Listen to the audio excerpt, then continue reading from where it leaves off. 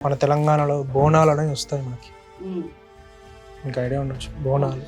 అప్పుడు వారు చేసేటువంటి పూజలలో గౌరీ పూజ అని ఉంటుంది.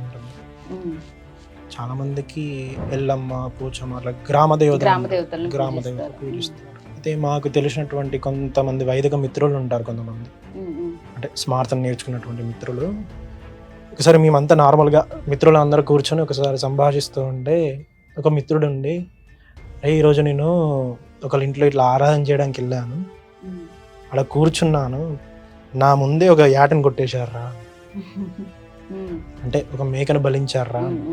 అంటే ఆ వైదిక బ్రాహ్మణుడి పరిస్థితి ఎలా ఉందంటే, అక్కడ చిన్నప్పటి నుంచి 12 సంవత్సరాలు చదువుకున్నవాడు ఇలాంటి చూడకుండా వేదం మొత్తం అభ్యసించి మొత్తం శాస్త్రం మొత్తం అవగాహన పెట్టుకొని ఒక చిన్న జీవిని కూడా ఇట్లా నొప్పి పెట్టకుండా చూసుకున్నటువంటి ఒక బ్రాహ్మణుడు అతని కళ్ళ ముందు అలాంటివి చేస్తే ఎలా ఉంటుంది ఒక బ్రాహ్మణుడికి?